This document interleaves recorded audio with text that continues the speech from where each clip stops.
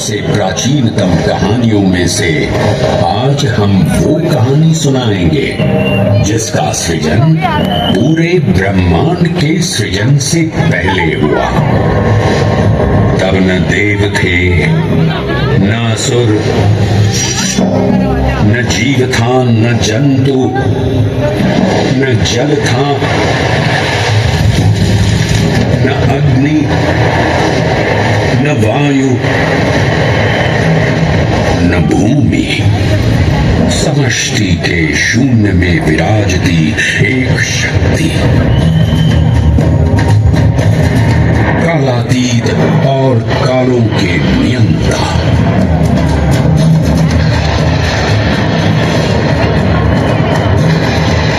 विधाता भी और विध्वंसक भी, अखंड, अचल, अविनाशी। ये कथा है उस महादेव के महाकाल स्वरूप की, जो सृष्टि के आरंभ भी हैं और नियंत्रण करता भी है।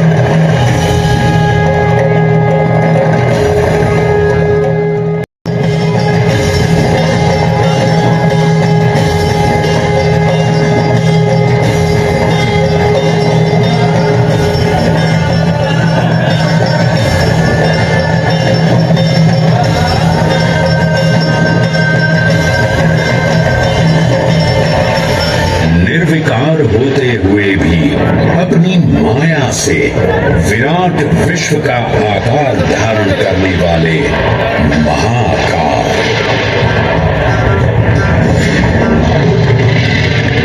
मेरुगिरी को धनुष और भगवान सभी शिवलिंगों में प्रधान हैं।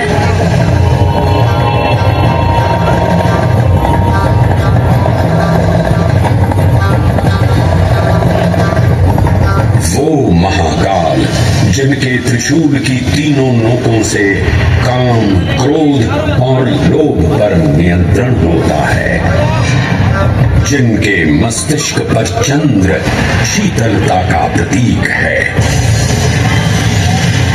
और जिनकी सवारी नंदी के 4 चरण सत्य, दया, दान और तप का चिन्ह है।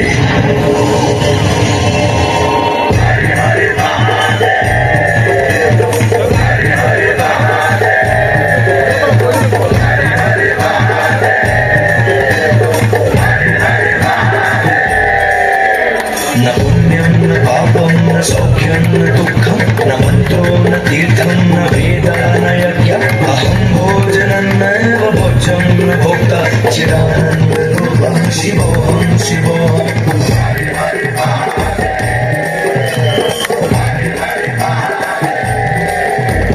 अहं निर्विकल्पो निराकाररूपो विभुत्वा च सर्वत्र सर्वेन्द्रियाणां न चासङ्गतं नैव मुक्तेर्न मे चिदानन्दरूपः शिवोऽहं शिवोऽहं चिदानन्दरूपः शिवोऽहं शिवोऽहं चिदानन्दरूपः शिवोऽहं शिवोऽहं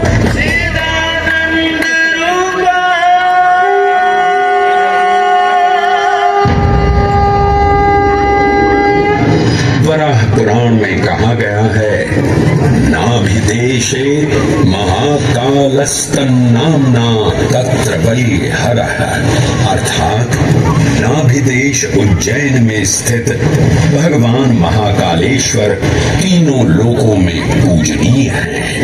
आकाशे तारकां लिंगम पाताले हाटकेश्वरम मृत्युलोके महाकालम सर्वलिंगम नमोस्तुते। आकाश में तारक लिंग के रूप में, पाताल में हाटकेश्वर के रूप में और मृत्युलोक में महाकाल के रूप में स्थित भगवान शिव को प्रणाम। समस्त लिंग स्वरूपों में विद्यमान भगवान शिव को सादर नमस्कार।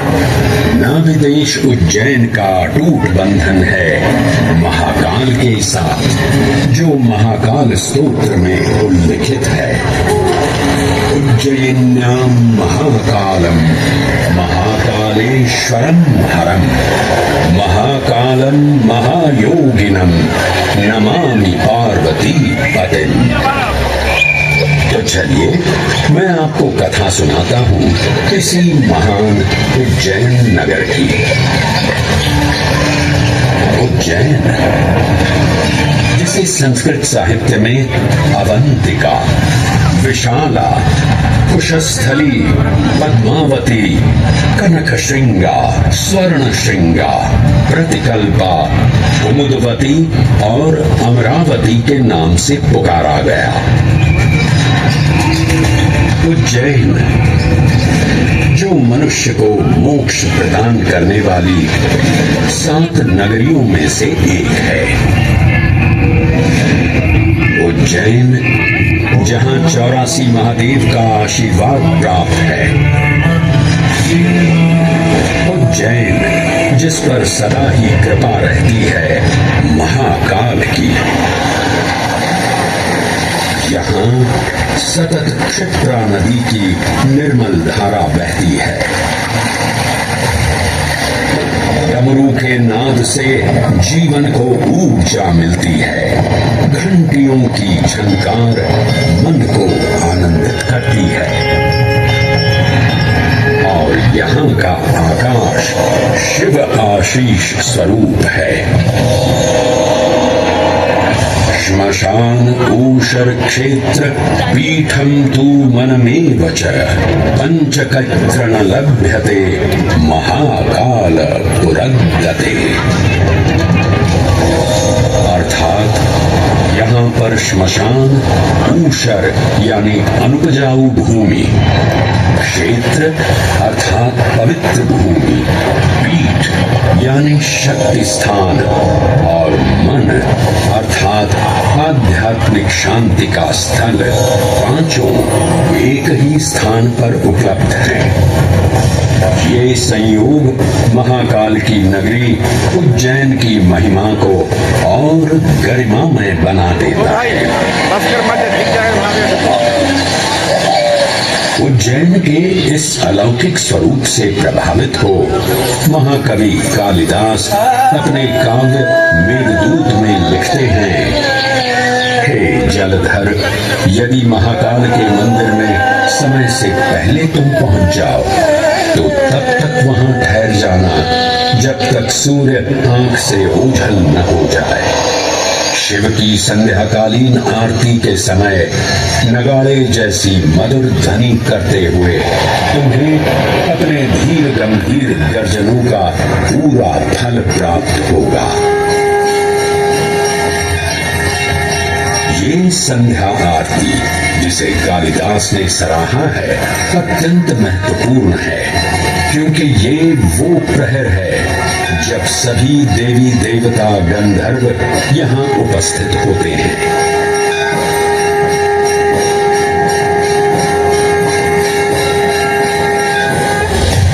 उज्जैन की महिमा अद्वितीय है।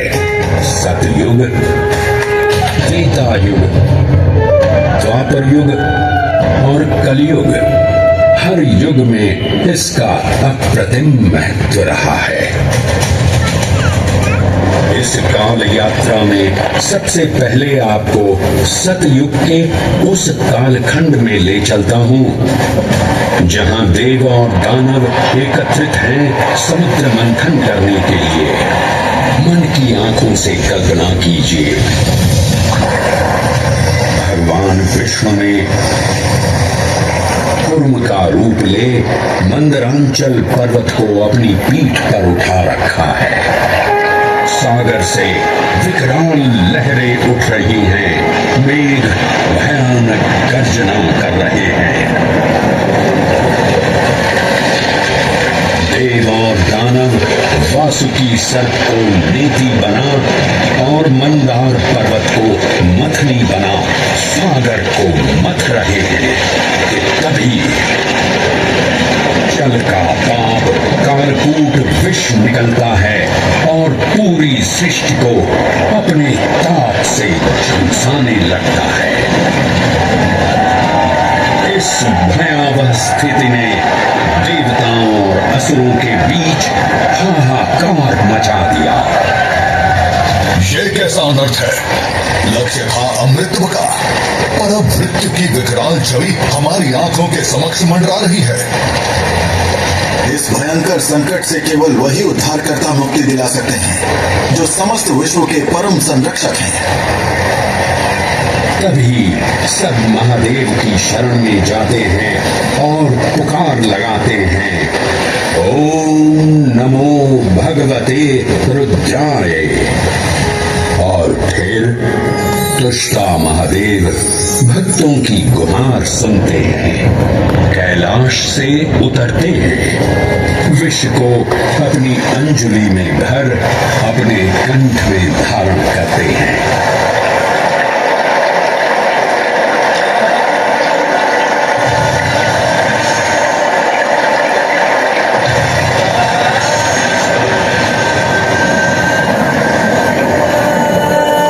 अंततो गत्वा सागर मंथन से अमृत कलश प्रकट होता है। जैसे ही अमृत प्रकट हुआ, दानवों ने इसे केवल अपने आधिपत्य में लेने की आकांक्षा प्रकट की और संघर्ष छिड़ गया। आज यदि हम इस अमृत को प्राप्त कर सकें, तो हम देवताओं पर हमेशा के लिए प्रभुत्व स्थापित कर पाएंगे। अमृत अपात्र हाथों में ना जा पाए, क्योंकि ये अपनी शक्ति का असीम दुरुपयोग करेंगे। इस अराजकता के परिणाम स्वरूप अमृत की कुछ बूंदें छलकी और पृथ्वी तक पहुंच गई। 4 स्थलों पर स्पर्श हुआ इन बूंदों का, हरिद्वार, प्रयागराज, नासिक और उज्जैन। अमृत की इन्हीं बूंदों के कारण उज्जैन में हर 12 वर्ष पर कुंभ सिंहस्थ मेले का आयोजन होता है। भगवान शिव की लीला देखिए, लोक कल्याण के लिए स्वयं विषपान किया और अपनी नगरी पर अमृत वर्षा करवाई। अमृत की पावन बूंदों से अभिसिंचित ये दिव्य उज्जैन भूमि रामायण के पृष्ठों में भी सम्मिलित हुई।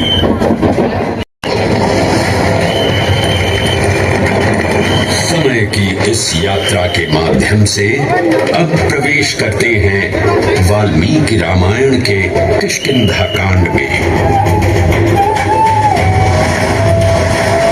जब वानर राजा सुग्रीव अपने यूथपतियों से सभी प्रमुख स्थानों पर जाने के लिए कहते हैं और उन्हें अवंती नगर यानी उज्जैन जाने का आदेश भी देते हैं। मेखला, उत्कल के क्षेत्र, दशर्न के नगर, आब्रवंती, अवंती और विदर्भ के राज्य, साथ ही माहिष्का के आकर्षक राज्य में भी पूरी तरह से खोजना होगा। एक युग भगवान विष्णु के राम अवतार से संपृक्त और अगला युग उन्हीं के एक और दिव्य अवतार से समरस होना, ये अद्वितीय संगम केवल उज्जैन में ही संभव था। परंतु एक क्षण ठहरिए और ध्यान से सुनिए। ये हैं महाकाल के 1008 दिव्य नाम।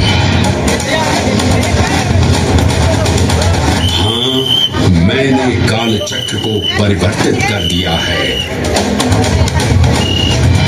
और अब द्वापर युग का शुभारंभ हो चुका है। विस्मय पूर्ण हो जाएंगे ये जानकर कि महाकाल के इन नामों को स्वयं भगवान श्री कृष्ण ने रचकर पिरोया था।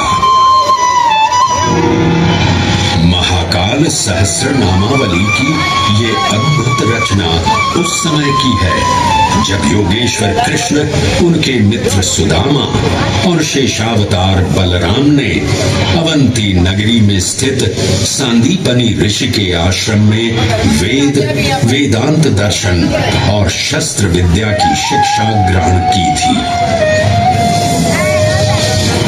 कहते हैं कि भगवान श्री कृष्ण को अवंती ने ऐसा मंत्रमुग्ध कर दिया कि यहाँ 64 दिनों तक रुककर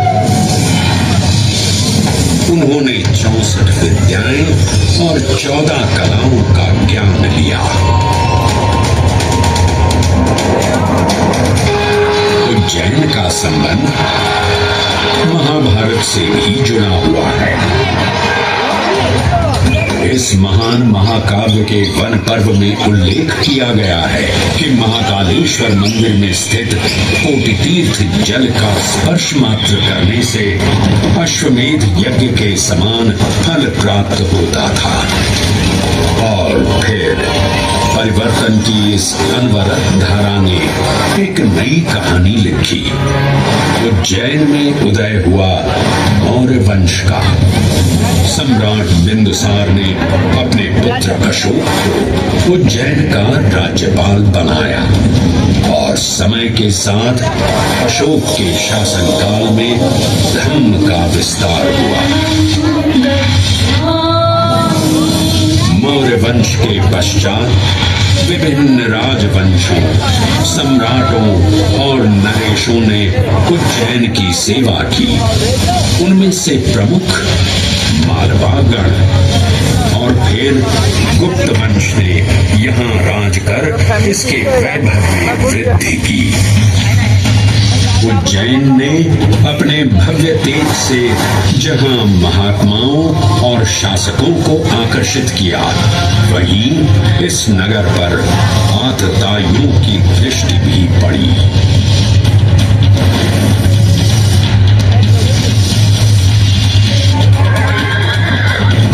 शक मध्य एशिया की खानाबदोश जनजाति थी जिन्होंने उत्तर पश्चिमी और मध्य भारत के कुछ हिस्सों पर आक्रमण कर अपना शासन स्थापित किया।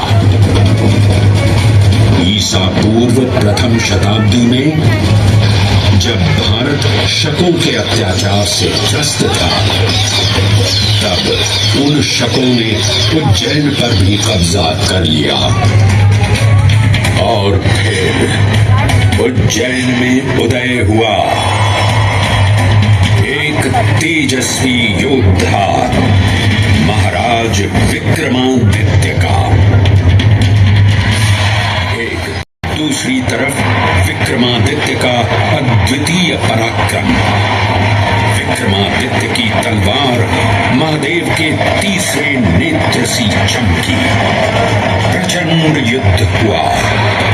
महाकाल की कृपा से शूरवीरों ने शकों को परास्त किया और उज्जैन में गणतांत्रिक शासन स्थापित किया।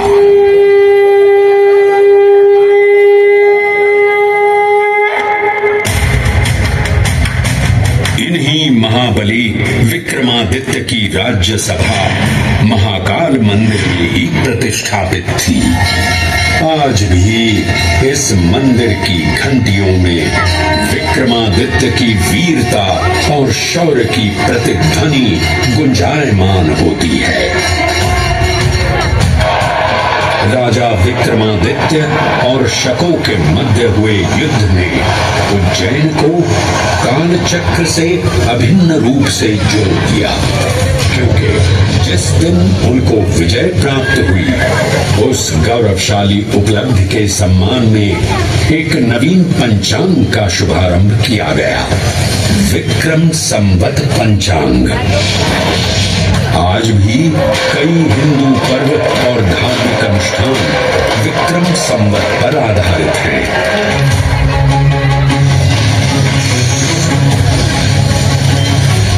पृथ्वी की भौगोलिक कर्क रेखा इस पावन उज्जैन भूमि से होकर गुजरती है। लगभग 300 वर्ष पूर्व उज्जैन विश्व समय का प्रमुख संदर्भ बिंदु था। यही कारण है कि उज्जैन की वेदशाला में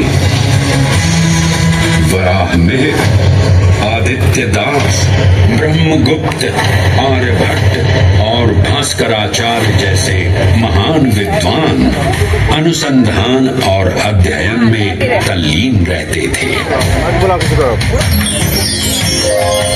खगोल शास्त्र का केंद्र, महाकालेश्वर का आवास, जगत गुरु कृष्ण की नगरी, विक्रमादित्य का राज। जयति जय उज्जैनी, वैभवशालिनी नगरी उज्जैन।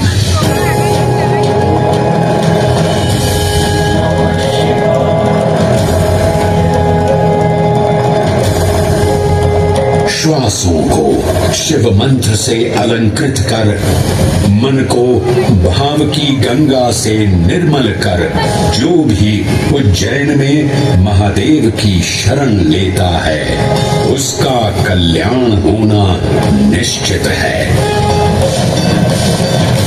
आज सुनी सबने गाथा महाकाल की, दर्शन जिनके दुर्लभ हैं, नमन करे जिन्हें काल भी, चरण में जिनके है बसा। ये समस्त संसार कभी नहीं देखा होगा धरती पर ऐसा चमत्कार। हर हर महादेव, हर हर